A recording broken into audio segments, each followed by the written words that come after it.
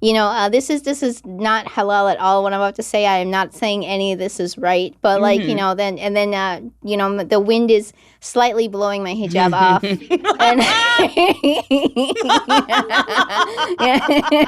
Oh no! Yeah. Oh my goodness! And I didn't try to fight that wind, and I'm just like, this wind is in God's hands now. I don't.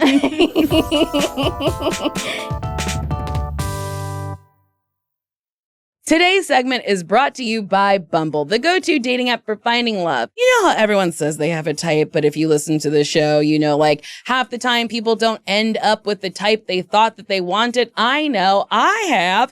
Some of my best dates have been with people I didn't think that were going to be my type.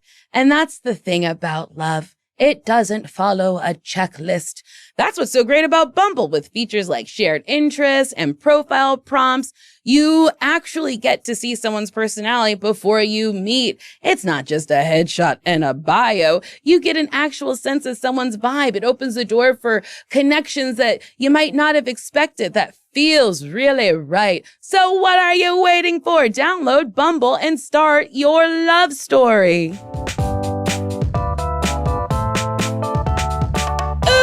Baby, welcome to another episode of Why Won't You Date Me, a podcast where me, Nicole Byer, was trying to figure out why I was so single, even though you could come on a book and say it's a sticker. My guest today is a nurse practitioner and pole dancer that you've seen on The Try Guys. She documents her life on her very good Instagram account, Hijabalicious. Did I say that right? I think you did. Hijabalicious. Yeah.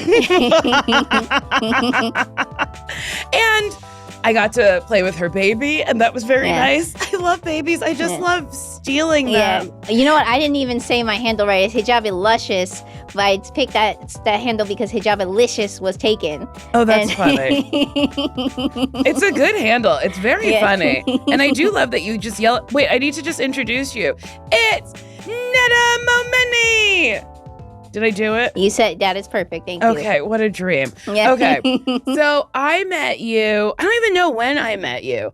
I feel like we just started, we go to the same pole studio. I'll tell you, Luscious Maven. I'm not a gatekeeper. It's my favorite place. I feel like it's super inclusive and nice. And I feel like I saw a video that you had posted and tagged Luscious Maven in. And then we just ran into each other a couple times. I think because also we have the same pole instructor, Veronica, and she's super cool. And anybody who's friends with Veronica is already by default really cool. I agree. Yeah, I remember we were in level 1 pole together. I think at some point you showed off that you could do the splits or something close to it. No, I can do the splits. I can do a full split with my left leg forward. Yeah, I can't do the splits. I have not even attempted splits since I gave birth. Wait, tell me about giving birth. Everyone has a different experience, and it just seems very scary. I think so. It is very scary, but also I think it helped because I was a labor and delivery nurse for 5 years before I became a nurse practitioner. Mm-hmm. But it doesn't take away. I feel like in some ways that made it worse because I knew too much, right? Yeah. So I think the hardest thing was the sleep deprivation. Right, I was induced for elevated blood pressures because in pregnancy that could become very dangerous. And because I'm 37. There's certain risks. You're geriatric. I am a geriatric pregnancy. It said that first thing on my chart. I am old. Just write on your name, geriatric. Yeah. I think it's so rude to call anyone 30 anything geriatric. Yeah. Well, also, unfortunately there are certain risks, but pregnancy's a risk either way. Mm-hmm. I've dealt with people in their 20s that bled out, I feel like, at least for myself, I was never idealistic about this pregnancy, And with that said, in the hospital, I feel like because I knew too much, certain things that would be, for example, I started to become very dizzy at some point. In my head, I'm like, am I going to get a seizure next? What's going to happen? And then the nurse I had was just like, girl, when was the last time you ate? I'm like, 20 hours ago. She was like, all right, let me up your IV. And I felt better. That was an easy fix, but I thought I was going to have a seizure and die. I catastrophize as well, but I don't catastrophize like that because I have not been in a situation where I'm like, oh, no, you're now having a seizure or whatever. That's Yeah. Having a baby is scary to me. Yeah, it is scary. Did you get an epidural? Hell yeah, I got an epidural. That was no question. I just learned that an epidural, I thought it was a shot, one and done. They put a thing in you and you're attached to a thing. They put a thing in you. You're attached to a machine thingy. Did you know this, Mars? No. It's wild. It's a thing. It's like a wiry thing that they stick up in your spine and then you're just like attached to a thing. But here's the thing. When you are enough pain to get an epidural, you don't care about the pain in your back, right? Because for myself, the pain really hurt when my water broke, okay? Before that, it was tolerable. But once that water broke, then that sends your body into like, okay, this baby wants to come. And for me, because I was induced, my water being broken was a part of trying to get shit going, right? So when that broke, right, the contractions were the worst pain I've ever felt in my life. And especially because I wasn't on a drug that stimulates contractions, it made it worse. I physically hurt my husband when I like how matter of fact you're like, it was the worst pain of my life. Because I feel like a lot of parents will be like, you know, it wasn't so bad. And then my bundle of joy was here. But you're like, no, the pain was so bad. I didn't care that there was a fucking string up my back. Yeah. My water broke. What's it like when your water breaks? I don't think I've ever asked anybody that. Oh, so because they broke it for me, because they didn't want me to be in labor for too long, right? Because again, I was being induced because, like I said, elevated blood pressures can turn dangerous. We did not want to go in a situation where this was going to turn into an emergency, right? So better that baby come out a few days, sooner than later, right? Anyway, so once they go up in there, first of all, it is terrible pressure, right? And they put a stick thingy up there because my cervix was already maybe this much open. I was a 5. So that normally a cervix, when it's closed, it's like that. It's up and high, right? Yeah. So typically, when let's say you're doing a pap smear, the thingy to do the pap smear goes up and touch, bye, right? When they break your water, it's, I'm going to take this, okay? It's twice as long as this. Yes. It's a stick that goes up your cervix, which is that big, and it's like pop, right? And then it's a big gush, right? It's a big old gush. They put towels under you. And then after that, it makes the contractions like, feels like something's ripping inside you, right? But here's the thing. I can objectively tell you I was in the worst pain of my life, but I don't remember a goddamn thing. And that's why I'm probably going to have a baby next year again. Like I'm going to do it all over again. I didn't know that they stick a pin in you like a balloon. Yep, you get popped like a balloon. You're like a party city. Except instead of confetti that comes out, it's a waterfall. It's just a waterfall. And that's amino acid? No. Amniotic fluid? Yeah, that's amniotic fluid. Okay, I got that. Yeah. And every contraction, it just squeezes more and more amniotic fluid out of you. Right? Wait, every contraction you have, more fluid comes out of you? Yep. So you're just, oh my God. This is, Mars, did you know any of this? This sounds so painful. I don't want to give birth anymore. Oh, you wanted to? Somewhat on the fence, but now I'm leaning towards no. God, that is so wild. I feel like nobody tells you, like, everything about, like... Yeah. So, and then here's the thing. I had the epidural, but not everybody is totally numb with the epidural, right? Because you have other factors that make the experience terrible. And here's the thing. I can tell you medically, my delivery was not complicated. Medically, I had a very smooth delivery, right? But the hardest thing that came up was when it was time to push, right? First of all, when it's time to push, that means that when you have, so my fingers are the cervix, right? When you're like a 5 dilation, the head, it's like that big, right? When you're 10 dilation, it's like this big. It's for the head to come through, right? Yes. And when the nurse can go in there and touch the head, right? Oh my God. Like when the nurse can go there and we can go maybe 2 fingers deep and touch the head, right? So we're going like that. There's the head. Okay. And then the fingers are in the vagina. Then it's time to push, right? especially when it's first baby.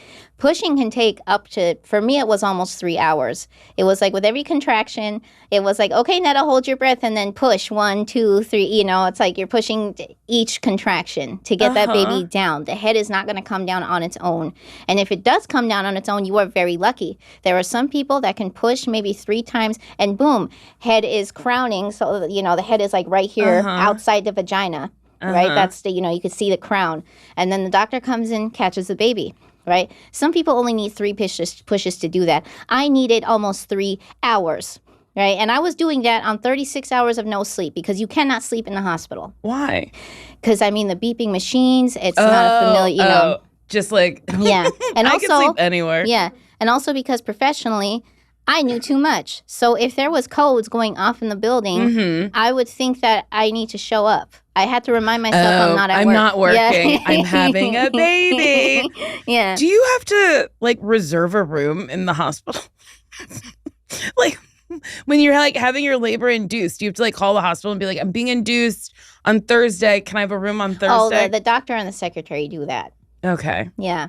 I know literally nothing about having a baby. Yeah. So except that sometimes you shit. Yeah. Did you shit? I absolutely shit. But I will tell you that when I shit there, I mean, first of all, I didn't eat for a couple days. I didn't eat anything substantial because in the hospital, it's just like, I don't know, with everything going on, like hunger didn't really hit me. And also there's certain parts of labor that you cannot eat, right? Because there's, if let's say you could be at risk of a C-section, for example, it's complicated. But long story short, there's certain parts where you shouldn't be eating. Right? Some people will argue about that, but that's not the point of this podcast. Anyway, so I think I shit maybe a couple bunny pellets when I was pushing because I just had nothing in me. So, I mean, I didn't notice anything, right? I would say that pooping after delivery, the couple days after delivery, I needed my husband to hold my hand. It was painful. Oh, my God. This is wild that you're like, I barely remember it, but then you're telling me such visceral fucking things. And you're like, I might do it again next year. Yeah. That's so wild. How did you meet your husband? I hit on him aggressively. So as far as why didn't anybody want to marry me or date me when I was like 27 or 28? First of all, I think I was still emotionally immature, and I had not yet come to terms with the fact that I was choosing partners that were very much like my parents, even though I resented them. Well, there's like a big old TED Talk where it's like you pick your partners based on your parents because that's the relationship you've seen. So that's the relationship you're trying to like recreate or whatever, which I think is crazy. Well, this morning I heard a therapist say that your nervous system is going to choose a familiar hell over an unfamiliar heaven, right? And that's why we pick shitty partners. Is when I almost got engaged when I was, first of all, I almost got married when I was 24, and I'm 37 now. I got married. Oh my God, at 24? Yeah. Whenever people get married young, I'm like, that's such a, I mean, yeah, you could get divorced, but like, that's such a big decision and you're so young. Well, so wait, tell me about that. Oh, okay. So, he was a motherfucker named Derek. Hello, I am famous now and you're sad, bitch. Anyway, I was too timid at that time to actually tell him how I really felt, that I'm this like, you know, you're a sad fucking, anyway. So I'm giving my 24-year-old self the mic now and being like, I should have cussed you out a long time ago, Derek. Anyway. How did you meet Derek? Through a Muslim matchmaking site. Okay. So here's the thing. At that time, I had just graduated nursing school, right? And I wanted to get out of my parents' house, and I saw that at the time, the only way that I could have my own life, I envisioned was through a man, right? It was either I live with my parents, or like I can get married and have my own life. For some reason, I mean, I know the reasons, right? Culturally, that. Yeah, it's how you're brought up. It's like, you know, you either go to college or then get married. Usually, like, the end is you get married. Yeah. Yeah, so, you know, at that time, things were very tumultuous with my parents, right? I had no concept of boundaries yet. Like, the thought of boundaries was foreign, you know? And so I just graduated, and when he was I saw him as this opportunity that came up. right? He had everything good on paper. He was a white convert, and I very problematically thought that because he's a white convert, he doesn't come with the same cultural baggage. But white people have their own baggage. It's just that as an Iranian woman, right, you're taught that, okay, I get to go with this literal blank slate of a person, you know, and I don't have to deal with the cultural baggage that the men of my country have, right, or of my religion have, right? So I saw him as like, okay, he's this lawyer, right? He's going to be culturally easy for me to deal with. He's Muslim. He meets these bullet points. I saw people as bullet points, right? And I saw him as I can finally have my own life if I get married to him. And because we were long distance within those months, thank God it wasn't years, but because it was long distance, we were idealizing the hell out of each other. Right? When we would have those phone calls, talking online and everything like that, it is so easy to get infatuated with somebody who's not in your face, right? And unfortunately, among a lot of Muslims, because, you know, we're taught the whole, and I'm not saying I don't believe in this, I do believe in this. For me personally, I'm happy I've only had one partner, which is my husband, right? But at that time, you know, you're taught that you should not have sex until marriage, right? And you're also taught that you should not be dating long term. So, oh wait, really? You're taught to like short term, then just get married? Yes. Oh. Now that's on paper, right? Of course, there's people that are in relationships for years, right? It's complicated, right? But I mean, we're talking like, you know, surface level how things are taught. That like there is no such thing as dating, right? He's either your husband or he's not. Right, which there's positives to that because it weeds people out, right? In theory, it weeds people out. That like if I'm out and meeting you, right? If I don't see husband traits, I'm not wasting my time on you, right? And I was kind of like that with my husband. I was just when we first started, you know, seeing each other and everything. In my head, I was just like, are we gonna get married or what? And you know, but anyway, with him, right? With that guy Derek, you know, we were just idealizing the hell of each other before we finally met. And like I said, how far away was the long distance? Like, where was Texas. He was in Texas, right? And so, you know, among the people that I was around that were like, okay, you don't date. Like, ask these questions, right? Ask these questions. If y'all align on certain values, right, then what's the problem? But here's the thing. People lie on job interviews all the time. Yeah. I lie on job interviews. The fuck?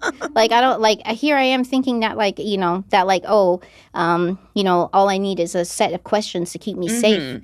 But I'm just like, I have a certain set of answers when I show up to job interviews that I know, you know, there's a part of me that's real, but then there's also a part of me where it's just like, I'm playing the game. You know? I feel like that's with any like first couple months of dating or, you know, a job interview or like hanging out with a new friend for the first time. You're putting your best foot forward. You're not going to be like, I sometimes get really annoying and I whine. You know, you're just going to like be on your best behavior. So I think long distance would like, especially like in the beginning of dating, would just, what's the word I'm trying to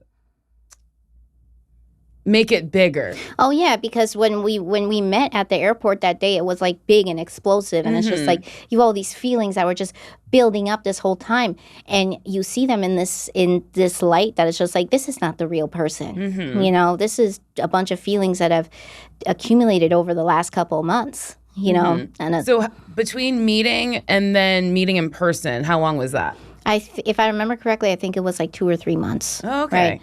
So I think that we had like, you know, and we would coordinate meeting up again, you know, around our vacation days, right? You know, and there was times where I would be flying to Texas as well, you know, and it's scary to think that like I was close to marrying him. And I think that what stopped me, and like I said, things were very tumultuous. And I saw at home, and I saw my life that like if I could just get a nursing job in Texas, if I could just marry this man, then I could hide behind this man. I can give my authority up to this man and be like, oh, well, he's my husband now, so I don't have to answer to my parents anymore. I was escaping one authority to the next instead of questioning, why can't I be the authority? You know? That's good. Yeah. So it's very, like, it is interesting because I feel like sometimes people don't want to just take hold of their life. They're like, oh, this person's in charge of me, so then I'm just going to migrate to my husband who's now in charge of me. And then if that ends, I'll just get another husband. And then it's like, oh, I just never have to make a choice on my own or do anything on my own. Yeah, because with my parents, like, I never stood up for myself like I deserved, right? So, like, it felt too scary to just take charge of my own life, you know? And you're no contact with your parents I have been now. no contact 6 years. And it's been, I would say, the first 2 years of going no contact were very hard, right? Panic attacks and, you know, just like your body does not process until it feels safe enough to do so. My worst panic attacks was when I was out of danger. Interesting. Yeah. Is it because your body just gets used to, like, being in danger? Then it's just like, I don't know what to do. Yep. Like I said, a familiar hell. You know, a familiar hell is better than nervous system wise, right? It doesn't know what to do with an unfamiliar heaven. You know? It's good. It's good. I didn't know what to do with peace because like with peace, it was like, oh shit, I'm alone with my thoughts. You know, like I don't have to put all this energy into running. You know. Yeah, that is interesting. I mean, I'm in the first relationship currently where they're a nice person who treats me the way that I would like to be treated. And at first I was like, well, certainly the other shoe will drop. Yep. Certainly something. Should I be dramatic about this? Should I throw some spice on this situation? Yeah. And it's like, no, Nicole, just like be nice and normal. Like you don't have to make this bad. It's nice. So when did you break up with Derek? Did you break up with Derek or did he break up with you? I don't, let's see. I was too scared at that time to take charge. So I put him in a position where he would break up with me. Ah. Yeah. Because it was much easier to say that, oh, the other person decided this for me than take things into my own hands and deal with the consequences of what if I was wrong. You know, it's scary to take risks, and I was scared of taking risks at that time. I was scared of putting my foot down and being like, this is not what I wanted. I don't want any of this anymore. I see who he really is. You know, and again, it's like, I mean, he could be a better person now, but I think that at probably that time, not. You know, yeah. But I don't care. He married someone else. I don't give a fuck. I'm just saying the only thing I regret was not standing up for myself. You know, and this is why I stand up for myself as much as I do now, because it's much easier to get it off your chest and put someone in their place now than think about it for the next few years and being like, oh, I wish I said that. I'll be like, I'm not going to wish. I'm going to say it now. Like, you know. I'm going to say what I'm going to say. Yeah. It depends. If I don't know you, I'll tell you exactly how I feel. Like, just a random person at the airport, I'll tell you exactly how I'm feeling about you.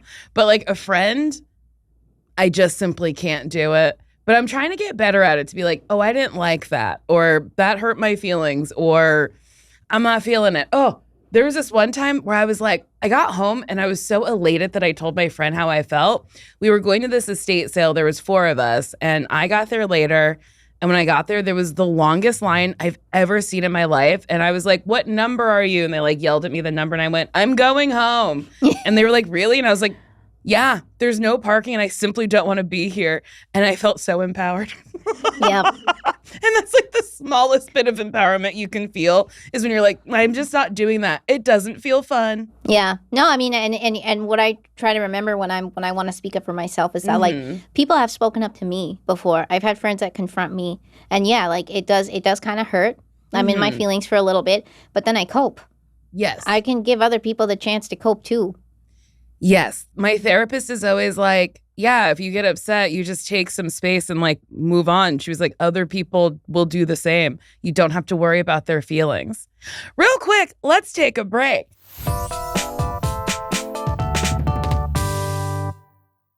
Today's segment is brought to you by Bumble, the go-to dating app for finding love. Something that comes up on this podcast all the time is types. Everyone swears they have one, tall, artsy, funny, whatever. But most of the time, love doesn't follow a checklist. And honestly, that's where the best surprises come in. Like for me, I used to say, I don't get jazz. I thought it all sounded the same and I couldn't get into it. But then I went on this date and this guy takes me to a jazz jam. Suddenly he's up there on stage with a saxophone and he's absolutely shredding it. And I'm sitting there being like, oh my God, this is hot.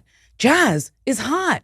I understood it now, and it was the nicest surprise. That's what I like about Bumble. You might go in thinking you know your type, but then you see someone's profile, their shared interests, their prompts, and then you realize, wait, there's a whole vibe here that I would have just never considered.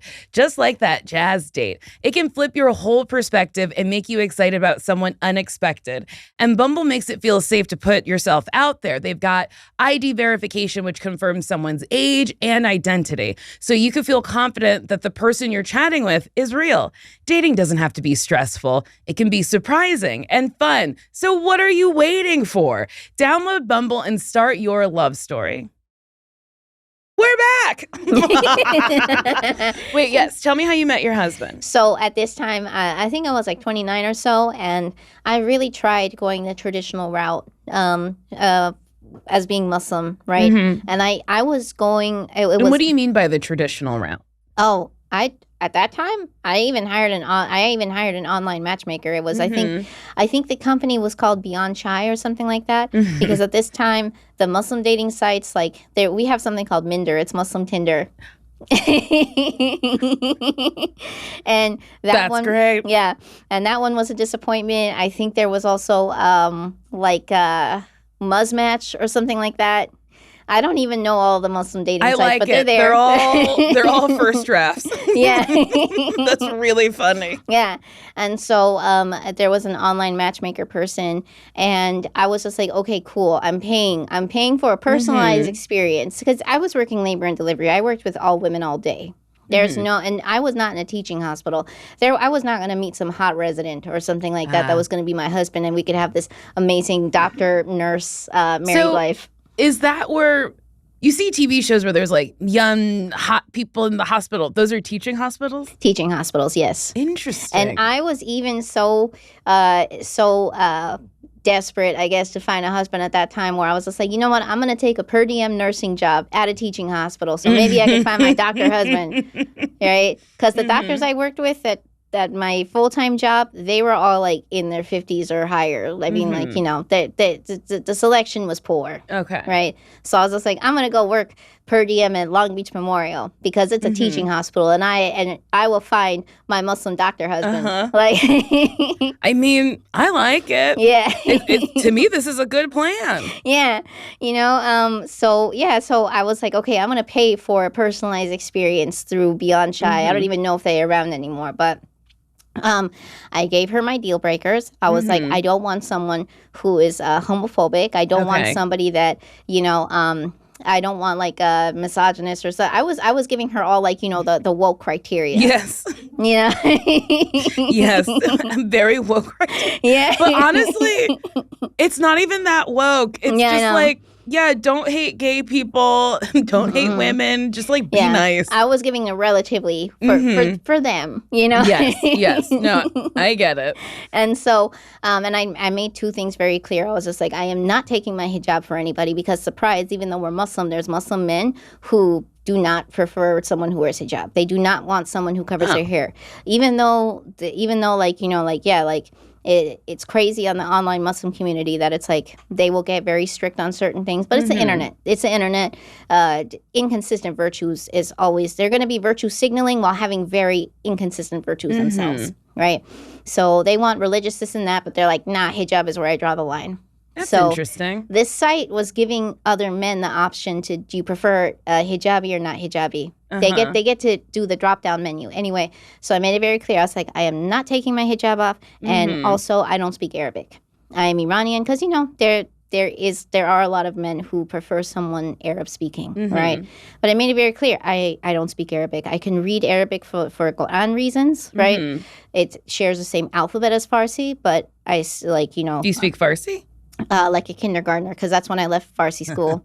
Like, but I can get by.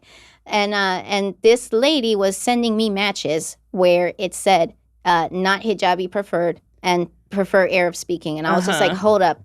I'm not paying you to be someone's second best. I was, and she was arguing with me. She was just like, well, they're not deal breakers. And I'm just like, I am not paying you to give me people who see me as second best.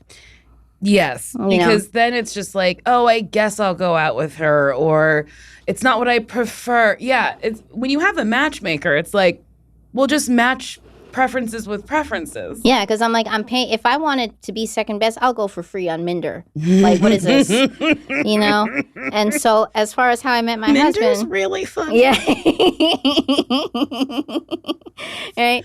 And so I was fed up, and so that night, one of my friends accidentally double booked me and then my husband now, who's his friend, and they were like, can we all just go out to dinner tonight? Like, I accidentally double booked both y'all, and I was like, okay, cool.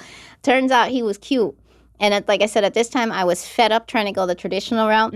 So when he was telling me that, his family was born and raised in Iran and, all that, and I was just like, okay, I'm listening. And again, I found him very attractive.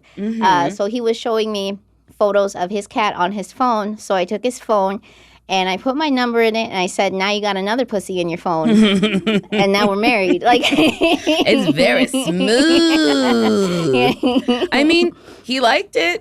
I'm a firm believer, and you can't say the wrong thing to the right person. Yep. He liked it. Yeah, because in my head, I was just like, I have nothing to lose. And also, if he sees me as too forthcoming, then that's not the right person for me.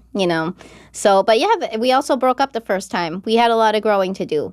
And how long have you been together? In total, I've since 2017. So, yeah, but 8 years. Yeah, we broke up. Did I do that? Yeah. So, and you broke up for how long? We broke up, I think, for like 6 months. We even deleted each other on Facebook. Like, you were like, this is it. Goodbye. Yeah. Well, he's younger, so he's 5.5 years younger than I am, and like I said, at that time, I was not yet no contact with my parents. Oh, okay. So not that he knew my parents. He did not meet my parents the first time around, but I think that it was something in my gut told me he's the right person but at the wrong time, which is what made the breakup harder. I was crying way more over him than I was Derek at that time. Derek, it was like, okay, I told him, I'm like, you know what? I ain't moving to Texas. I take everything I said back. I am not moving. And he was like, well, I am moving to California. I'm like, cool. Like, it's like, all right, well, I guess it is what it is. I guess we're not going to be together. Yeah. So with real quick with Derek, he said, why don't we just be friends? And I told him outright, I was like, you can break up with me, but I did not sign up to be your friend in this. Yeah. If you decide to break it off, I am blocking you everywhere. I know it's very contrived, but whenever I date somebody and they're like, let's be friends, I always feel like I didn't come here to make friends. Yeah. I ain't one of your little friends. I'm not coming to Minder to make a friend. And also, they want you to stay around as a friend to keep you as a backup option.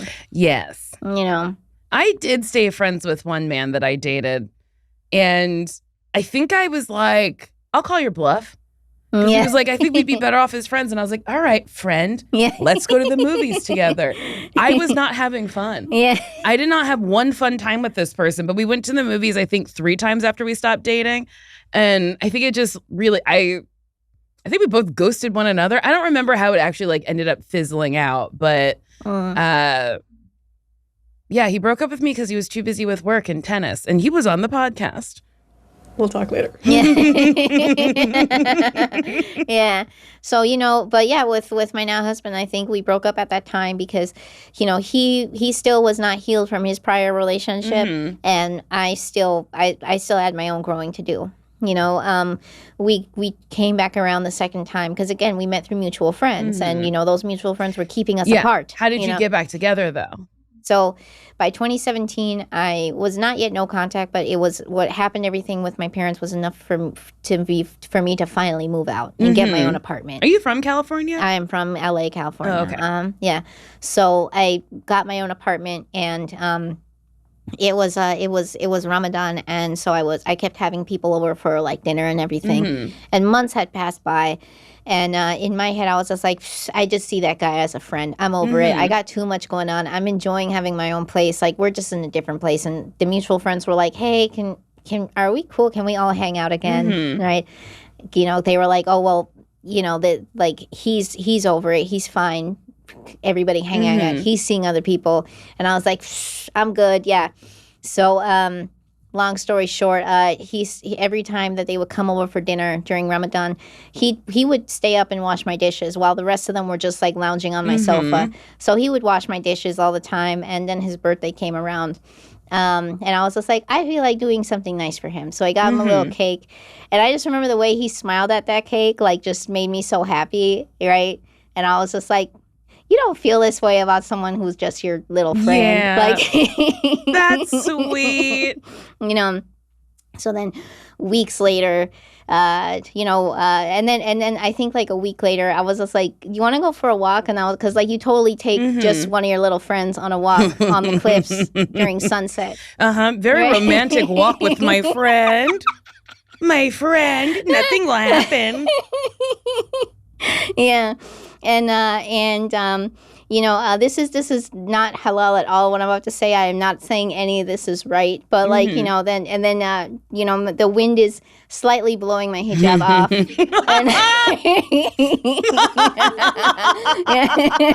Oh no! Yeah. Oh my goodness! And I didn't try to fight that wind, and I'm just like, this wind is in God's hands now. Yeah. And then you totally kiss your friend, and when the sun is setting, and and it's so romantic. Friendship. Yeah. I love that's so sweet. And then okay, so after you kiss your friend at sunset, did you or was he like, let's get back together? I think I think like 3 weeks later, the whole what are we situation came up, and I brought it up again. I was just like, do you see us getting married one day? And he was like, absolutely. And I was just like, all right. And so that was July 30th, 2017. That was it. Like, that's so sweet. You know, I think we were going to get married. We didn't get married until 2023, but we wanted to get married, I think, probably around 2019, and then pandemic happened. You know? Yeah, that throws a lot of plans for a loop. A global pandemic. How did you get into pole dancing? When did you get into it? In August of 2019. So that's the month that I went no contact. So basically, at this time, me and my now husband were together, and he had a relationship with my parents, right? Because with how tumultuous things were with my parents, they liked him, right? And that gave me hope. I was just like, okay, maybe I could have a civil relationship with my parents from a distance, and he could be the bridge, right? Because they liked him. Yeah. Until he stood up for me. Then they didn't like him. Then they were like, oh, fuck this. Yeah. We want everyone to belittle her. Yeah. Yep. I think my mom was hoping that one time I got very sick, and I got norovirus. And while I was throwing up in the urgent care, my man answered the phone. It was my mom calling. First thing my mom told him was, she does this to herself. Like, she doesn't listen to me about not getting sick. She eats out too much. She does this to herself. Like, just talking shit about me to him while I am right there. And he was horrified, but she thought that he was going to be one of her little friends to talk shit about me, That's wild. Anybody who says shit like that is so wild to me, because I'm like, that's just pure narcissism to be like, oh, they didn't listen to me, so they in turn are now sick, and I'm going to say that out loud to somebody, especially their partner. That's so wild to me. Yeah, because again, he met bullet points to my parents. He was educated. His family's from Iran. Like, he's tall, he's good looking, and make them look good. So anyway, so in August of 2019, when one day my dad was coming at me sideways, yelling at me because I was finally putting up a reasonable boundary, he starts yelling at me, and my husband was like, I don't like you talking to her that way. And then he was like, who the hell are you, right? And he was just like, I'm her future husband, and you're not going to talk to her that way, right? And then my dad got belligerent. It's a blur. I don't even remember what he did. I just remember he started swinging, and we were gone, We ran out, and I never saw my parents again. And so 2 weeks later, I did pole, because I think that although I was finally freed,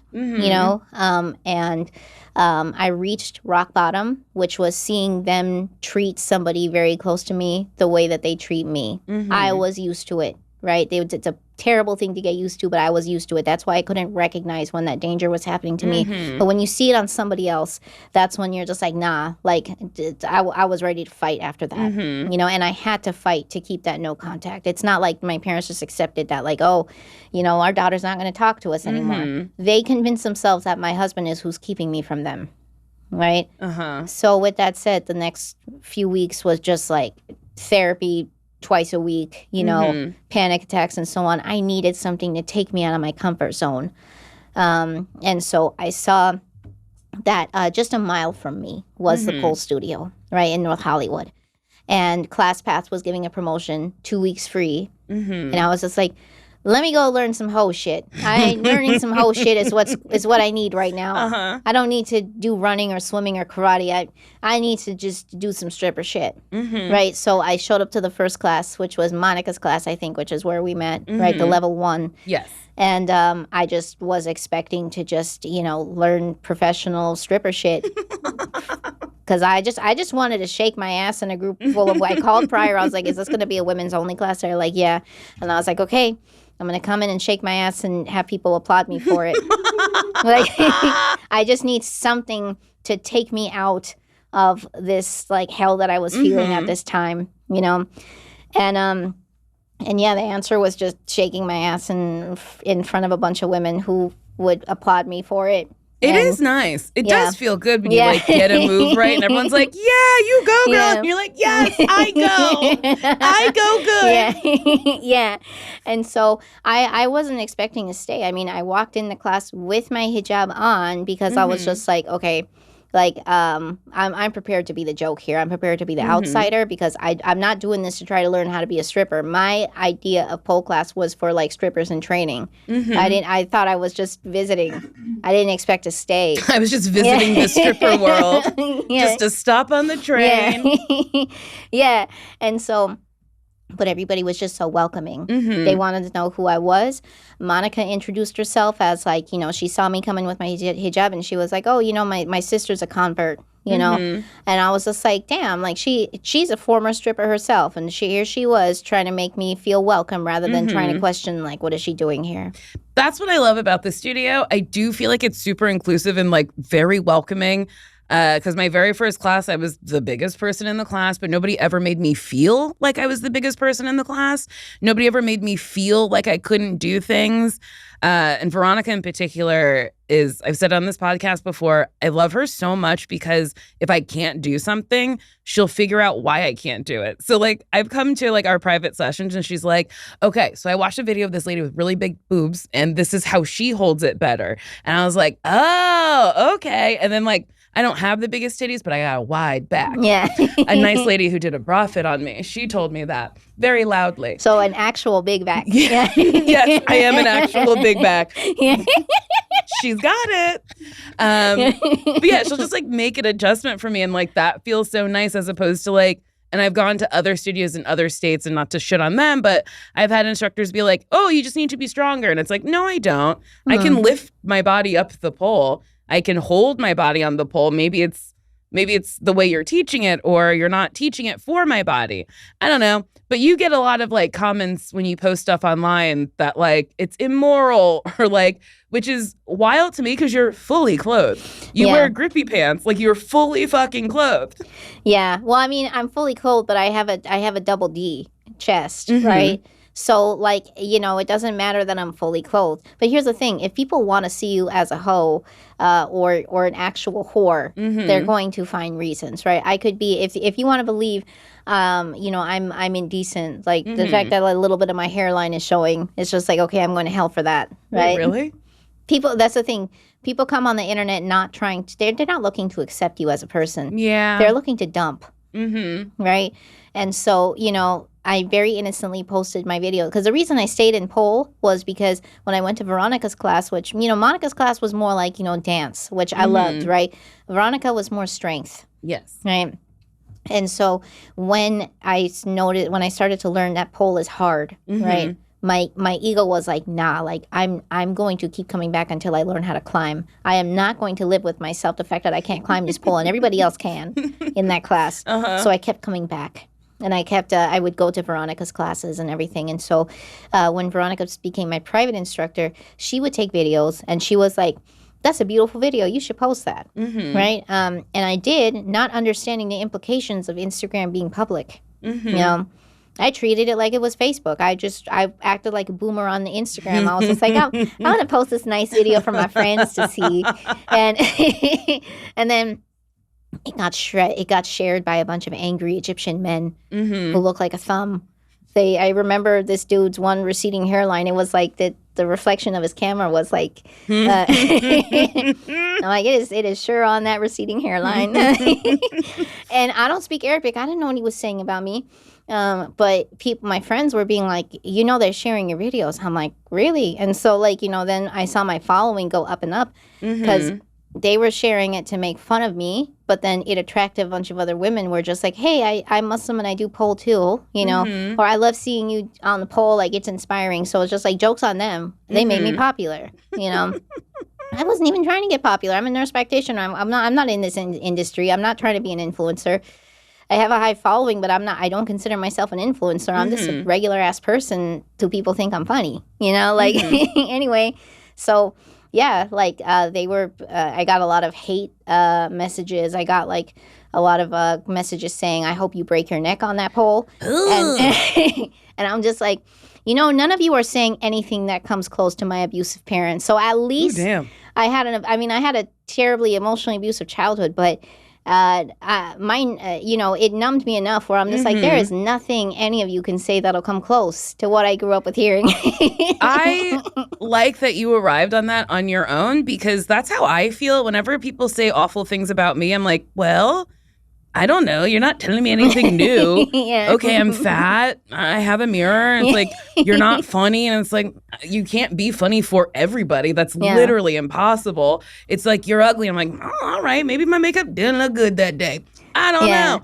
But like, you're not telling me something that's hurting me. I did learn insults on an international level. I was like, damn, this is educational. So like I want to make it very clear. It's not just like Arab men that were coming after me. Like the Russians were the meanest. The Russians? And I'm just like, you're not even Muslim. Why are you coming after me? What did I do? Like apparently on my videos, there was Russian pole instructors that were talking shit. And they were like, you look like a fat cow on ice. And I was like, that sounds very specific to a certain culture. We don't have that insult.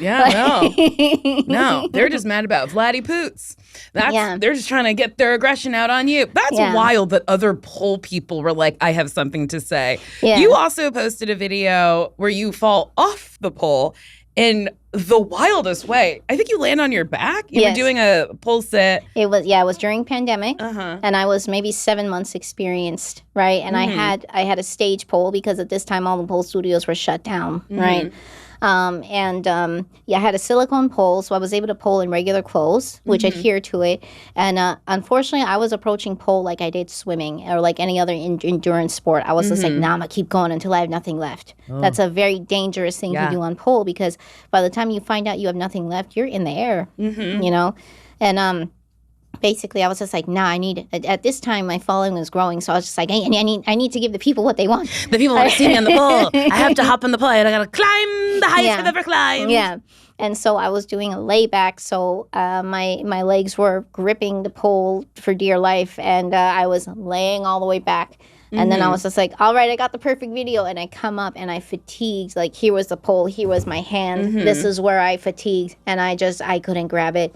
And I just fell flat on my back. And my downstairs neighbor, this very nice old Jewish lady named Lois, she called me and she was like, Neda, did you feel that earthquake? I just want to make sure you're okay. Now that's an insult.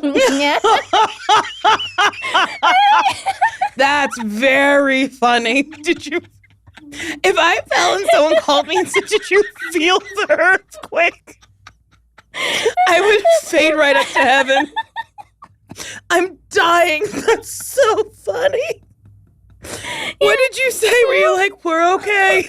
I sent her a video of what I was doing because I caught the fall on video, and I was just like, Lois, you don't know this about me.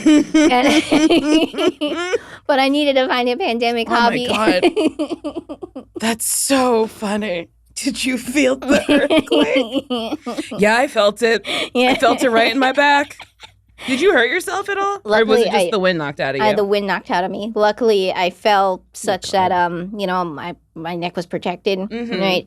And I fell flat on my back. So it just hurt. The wind was knocked out of me, and I had to catch my breath. But you could see that I had my hoe heels on at that time, and you just hear them clanking on the stage pole as I'm trying to turn around and trying to come to. But yeah, I didn't lose consciousness. I didn't hit my head or nothing. Boy, sometimes I get scared. Like, I don't really do tricks in the air. One, because it's incredibly hard, but I think past it being hard, my brain's like, nah, you're not gonna get hurt up there. You stay close to the ground. Yeah. And I've only I fell off my own pole, and I didn't have a mat. You didn't have a mat either. You fell right on the stage. Yeah. After that, I got a mat. Yeah. But at that time, it was still safe enough for Monica to come over and give me home lessons. And I reviewed that fall with her. And I'm glad that fall happened because, she had to sit down and talk. She was like, look, like, I know you're getting popular, right? Okay, but there is no injury worth getting a perfect video for. She was like, you are not trying to perform. You're not trying to train for Cirque du Soleil, And her being a former stripper, she was like, Neda, like, even if you wanted to work in the club, okay, nobody cares about those complicated tricks, okay? It's not worth it to get injured over a complicated trick. They're looking for, the audience is looking for tricks that you look very relaxed and seductive, and they don't care about the Aisha. She was like, you want to do other things in your life, don't you? Like, she was like, you still want to go to work, This is not your source of income. You don't got to be doing all this. And that's when I was like, I'm glad she had that talk with me because I never had an injury since. Oh, good. There is never, if I start to fatigue, I don't push it hard because I'm just like, this is not my source of income. Yeah, this is something I'm doing for fun. Yeah. So it's like, why push myself to the brink of exhaustion for something that I'm doing for fun? I hurt my arm last week, and now I'm trying to nurse it back to health. Oh, did you hurt it in pole? Yeah, I think I was doing it. I think it's called a swizzle. I don't know, a body twist. They make names for everything. They do, and everybody has a different name for different things. Like, and around the world is a step around in other places, or what else did I hear? Whatever. They all have different names, and I just call them. I'm like, ooh, that's a swing aroundy. Yeah. And this one was in a one-armed body in front swing aroundy. Yeah. Yeah, and it's just like, now it's like, well, at least it was just, it's nothing that Motrin can't fix, right? You ain't gonna have surgery or nothing, right? No, I don't think so. Yeah, that's why I don't feel like I could ever compete, because there's people that are competitors in pole, and I'm just like, okay, I respect it, I respect the passion, but no. But that's too much. That's like you're training for like, you're an athlete training for like the Olympics, I guess. Pole competitions are kind of like mini Olympicses. Yeah. Except you don't get no sponsorship mini or nothing. Olympicses. I have a question. Do you have any advice for single people? Let's see. Damn, that's a hard one because it's a different time from when I was from 2017. Right, I've not been single since 2017. It's hard to give advice because it's just like the level of crimes out there, man. Like there's so many dating documentaries now that are just based on people just having this double life. I would say my dating advice is to like watch Forensic Files, to like just to know what people are doing, or like true crime or something like that. I hate true crime on TikTok, but it's just like you start to learn things. You have to. So I would say, if let's say crime was not in the back of our heads, if like murder wasn't something we had to worry about, right? I would just say don't treat your dates like it's a job interview. Like, don't tell people what they want to hear, because eventually what you really wanted to say and what they really wanted to say is going to come out in a few months. And then you're blindsided, be like, they were not this, like, you weren't this way either when y'all started dating, Yeah. I think that's good advice to like just be yourself. Don't try to put your best foot forward. Just be who you are. Yeah. Like if you're an annoying bitch, be an annoying bitch. Yeah. Be that. Like I think the worst thing you do is tell someone what they want to hear. And some people see that as that's what you got to do to pay the entry fee. And maybe that's true in some cases. I'm not saying, I did hit on my husband, right? So he knows exactly who I am, right? But I'm not going to unload all my trauma day one either.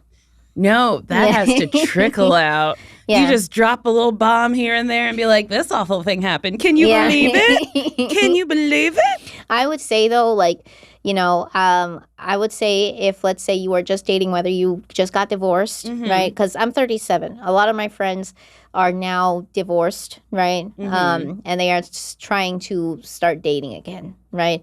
I would treat the casual dates like it's an open mic, right? You're not going to pay too much to show up. You're not going to, stay there too long, right? They are open mics to train for, the main show that might be coming soon, right? That's how I would approach it. I think that's smart. Because you can't go into every date being like, I'm going to marry this person. And I used to do that. I used to go on every single date being like, this is it. This is the end all be all. We're going to get married and it's going to be great. And then my therapist was like, why don't you just try having fun? Yeah. Why don't you just try having a nice time? And then I started doing that. And then I would get asked on second dates. And I was like, why? You had a nice time? And then I was like, oh, yeah, I had a nice time. Yeah. And then you have to really think about it. I was like, did I like that person or was I just having fun by myself? Yeah, I would also say as somebody who's had, like I said, I've only had one partner, right? But I know that's not standard these days. I would say, though, that it's easy to get dickmatized. Oh, okay? Yeah. I support having sex with whoever you want to have sex with, but if you are trying to get a long-term relationship, okay, don't let that dick deceive you too early. Okay, I got very lucky that I got good D from a good person. Otherwise, I totally understand why people stay in terrible relationships with someone who has good D. Yeah. Do not let that man put his best D forward before he puts his best self forward. That's how you get dickmatized. That's how you end up with the wrong person. And if you want to have kids, just remember that, whoever you're with, you are protecting your future children if that's what you want, Yeah, that is right. My friend's mom said, don't marry somebody that you wouldn't divorce. Damn. And I think that's really good advice because it's like, if it doesn't work out, you want the divorce to be amicable. So it's like marry someone that you know that your divorce will be okay, that you both can choose to not be together and no one's going to backstab one another. And I was like, that's good. Yeah. Yeah. No, because it's just family law is terrible. Family court does not follow constitutional law. Really? Nah. I mean, there was a documentary. I'm not a lawyer, right? But basically, the friends that I've gone through divorce, if the other person makes allegations against you, now you got to pay your lawyer to beat those allegations. They can say whatever they want, and now you got to pay your lawyer to try to disprove those allegations because now y'all got kids. My God. I have friends. I've had friends, and they're going through ugly divorces. Yeah, just don't get married. Don't do it. Don't get married. What is a nurse practitioner? A nurse practitioner is somebody that can is someone who was an RN. Yes. Right. I was an RN for 5 years. Registered nurse. And I still have my RN, right? But if I want to have prescribing capability, right, without having to call a doctor and ask, can I prescribe Tylenol or something like that, right? I have the authority to prescribe and diagnose. A nurse can treat. A nurse can treat and assess, right? And they could intervene as in emergency situations, right? They can manage emergencies and so on. But a nurse practitioner, I have the authority to prescribe and tell you what's wrong with you. I have a supervising physician, right? But again, the nurse practitioner means that I went to school for a little bit longer and did extra licensing so I could see my own patients in a clinic. So you can write me a prescription today if I wanted one. Yeah, what do you want? Oh my God, what do I want? Oh my God. Adderall. No, I'm kidding. I'm on Vyvanse. Yeah. I don't need any more ADHD medicine. It doesn't do anything for me. Helps me open my mail, Yeah. I can't really abuse it. I'll just do more work around the house. Yeah. Yeah, I mean, with ADHD medication, honestly, I let the psych NPs or the psychiatrist deal with that because I'm like, no, with that medication, we call those controlled drugs, and they have a higher risk of addiction. Right? Yes, and they make it very hard for me to get it from Walgreens every month. Yeah, it's not nice because I have to be responsible to call them once a month, but I take the medicine so I don't forget to do things. But when I've run out, I'll forget to do it. Yeah. It's a vicious cycle. What's the closest drug to a Quaalude? What are you trying to escape? Damn. Nothing. But I've just like heard about Quaaludes and how wild they are. And I was like, what's the modern equivalent? So Quaaludes, I think, are a barbiturate, right? And they are downers. So I would say alcohol. Oh. I'm not 100% sure because Quaaludes is some 70s shit. It is. Yeah. So I'm like, well, I guess we have benzos now, but like I don't consider those to. And what's a benzo? Is that Xanax? Ativan, Xanax. But those are benzodiazepines. They're not barbiturates. They're still downers, I guess. Well, what's a barbiturate? A barbiturate is that shit that Marilyn Monroe overdosed on. And they don't make them anymore? They do, but it's not like, it's like we call phenobarbital, for example. That's a seizure medication. Right? And again, your guess is as good as mine because I don't prescribe barbiturates either. Like, I was like, maybe I can get some drug answers. Yeah. Well, we have reached the end. I ask all my guests this. Would you date me? Absolutely, I would date you. Because, Nicole, you are the same person as a friend, and you're the same person when you're a friend and also like when you are here. Because I have been on podcasts before, and I'm just like, the person that this host is very different from when we talk in person. Interesting. It's like, you're an actor, so it's like you got a certain personality here. You have to, right? I have a certain personality at work. Totally acceptable. But I don't feel like the person you are when we talk in real life is much different. I feel like I've just been talking to my friend this whole time. Yeah. Well, it is interesting because I've had people say that, like, who've met me and they're like, oh, you're just like how you are when you host Nailed It. And I was like, yes. Yeah. And I do understand that, like, some people have, like, a persona and then their persona is different than, like, who they are as a person. But I guess I'm like, that seems to be very exhausting to create a whole different persona. I just rather lean into, like, maybe I'm happier when I'm recording than I am in real life. But, like, in real life, I'm pretty happy. Well, I mean, you've seen how many people cheat on each other. Leading a double life comes naturally to certain people. Ooh. Yeah. Ooh, that was a hot take. Yeah. Leading a double life comes natural to some people. I think you're right. Yeah. For me, it couldn't happen to me because I feel like once you lie, you got to make another lie to cover up that lie. Yes. So I might as well just tell the truth from the beginning because, like, I'm too lazy to keep up with myself. Yes. Because then if you lie and then someone calls you out on it and you're like, well, yeah, and then this and then this. And then you're like, well. It's too much effort. I just would rather just tell the truth up front. And I'm going to tell the truth right now. I called out sick for this for this podcast. Sick as hell, dude. That's how you justify it. I thought you were sick. Yeah. Sick as hell, my dude. Yeah. Do you have anything you want to promote? Let's see. Well, y'all can follow me on my page, Hijabi Luscious. Hijabi Licious is a different Muslim who's not affiliated with me. Well, perfect. Uh-oh. I didn't look at any of the notes today. Sorry, Lindsay. Wait, you did a 2-mile race in the ocean? I did. It seems hard. Yeah. I can do hard things. That should have been something I should have taught. Whatever. Okay. Well, if you like this episode of Why Won't You Date Me, you can like it, you can rate it, you can subscribe, you can give me 5 stars on Apple Podcasts. And if you write me something nasty hitting on me to whywontyoudatemepodcast@gmail.com, I will read it out loud. Please keep it a little short because people, you've been writing novels. Okay.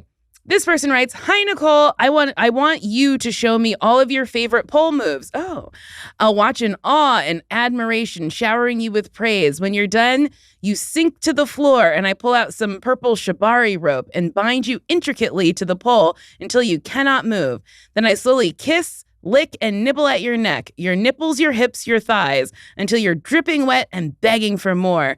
I present you with an array of dildos and you choose the thickest one, which happens to be a lovely lavender silicone number. Purple's my favorite color. And I sling it into my strap and pound away. You come again and again and again until you're a quivering puddle. I've untied you, but you still cannot move. For aftercare, we'll get stoned, watch ghosts, and eat crackling oat bran." That's my favorite cereal. Okay, goodbye. That was a HeadGum podcast. Today's segment is brought to you by Bumble, the go-to dating app for finding love. At the end of the day, your type might not be who you actually fall for. And that's what makes dating fun. Bumble helps you see someone's real vibe with prompts and shared interests, so you can connect in ways you didn't expect. Try it today. Start your love story on Bumble.